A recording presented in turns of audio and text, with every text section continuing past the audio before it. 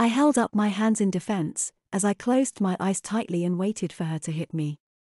"What you doing?" she asked with just as much feeling as before. I opened just one eye to see that she was standing there, looking dumbly at me. "Micah not going to hit you," she said, laying a hand to her heart. "Well, I would be more likely to believe you if you put down that pot," I said with more bravery than I was feeling just then. The heavy lady then burst into a loud, rumpus laughter that seemed to rebound off the kitchen walls like cannon fire. "You are brave boy, no," she said, while setting the pot down on the stone counter. "Okay. Micah put down pot. Now you tell Micah why you in Micah's kitchen."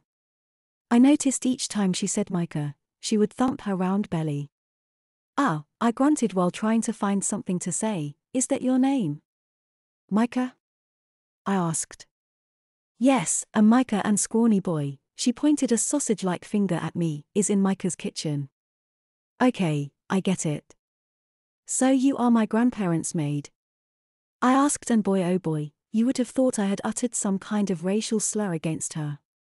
She began to rant in some language I didn't understand, while angrily returning the copper pot to the soapy water in the sink. And then she scared me as much, if not more, than I had scared her before. She came charging at me with a large ladle in one hand and a dripping wet rag in the other. She stopped short of running me down, held the ladle right up to my nose and continued to spew angry foreign words at me. "I'm sorry, Micah," I said, with quite a bit of fear pouring out with my words, "but I don't understand what you are saying."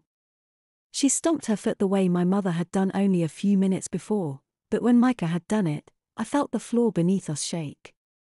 "Micah no maid," she said, as if she was speaking a curse upon me, and as though I hadn't heard her the first time she all but shouted right into my face, "Micah no maid." Scared? Yep, I was scared. Terrified even, and though I tried to stop myself, I felt tears welling up in my eyes and I got a hard lump stuck in my throat. I am sorry," I stammered, and she must have sensed that I was close to tears, because she suddenly became calm and smiled at me. "Ooh, now look. Micah has scared scrawny boy thing," she said, and I flinched as she threw her arms around me, nearly suffocating me in a bear hug. I don't think she meant to, but that darn soup ladle clocked me in the back of the head. My face had become buried in her breasts as she squeezed me so hard, I thought my head was going to pop right off my shoulders. When she released me, I gasped for air as she said, "You scrawny, but you good boy, so Micah no kill you today," and she pinched my cheek really hard.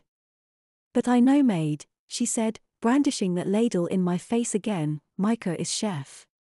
She lowered the ladle and turned, as though she were about to return to washing her pots. "Micah cook good food that makes scrawny boy grow big and healthy." That what Micah do? I had a sudden flashback to that repulsive fish stuff that had been placed before me earlier, and if that is what Micah called good food, then I didn't want any part of her cooking again. "Micah can't keep calling scrawny boy, scrawny boy." "What they call you?" she asked me with the queerest grin. "Alvin," I answered strongly and hit my belly the way she kept doing every time she referred to herself. "Ah Ben," she tried repeating. "No Olvin," I corrected her. "Oh Ben," she tried again, trying to sound it out the way I had done.